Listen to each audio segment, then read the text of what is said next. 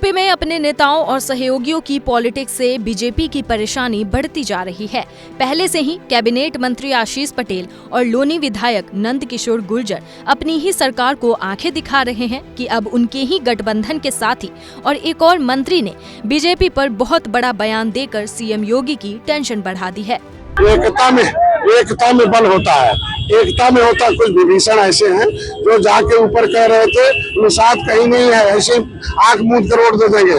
नतीजा रहा कि निषाद देखो गुस्से में आ गए, 43 सीट हार गए। हम नहीं चाहते निश्चित रूप से विभीषण बीजेपी में होते तो ऐसे 43 सीट थोड़ी हारते हम लोग। आज के दिन में गोरखपुर में 3.5 लाख वोट से जीता था 2019 में, 2018 में सांसद जीता था।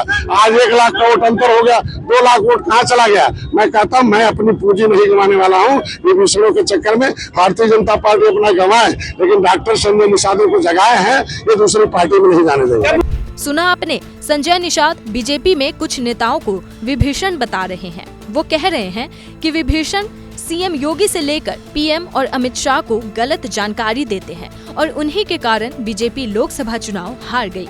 दरअसल निषाद पार्टी के राष्ट्रीय अध्यक्ष और कैबिनेट मंत्री डॉक्टर संजय निषाद के नेतृत्व में आरक्षण की मांग को लेकर समाज के लोगों को जागृत करने को लेकर विभिन्न जिलों से होते हुए संवैधानिक अधिकार यात्रा गोरखपुर शहर पहुंची थी।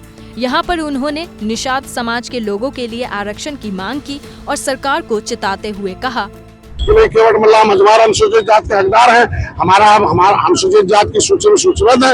अब निषाद का बेटा सरकारी पैसे से पढ़ेगा और सरकारी नौकरी पाके बढ़ेगा। इसी दौरान कैबिनेट मंत्री डॉक्टर संजय निषाद ने बीजेपी के अंदरूनी खेमे में बैठकर पार्टी की छवि को खराब करने वाले नेताओं पर जमकर निशाना साधा। उन्होंने कहा कि बीजेपी में कुछ विभीषण नहीं होते तो बीते लोकसभा चुनाव में यूपी में 43 सीटें नहीं हारते। हालांकि इस दौरान उन्होंने इस चीज का खुलासा कतई नहीं किया कि बीजेपी में विभीषण है कौन। फिलहाल इस बारे में आपका क्या ख्याल है, हमें कमेंट में जरूर बताएं।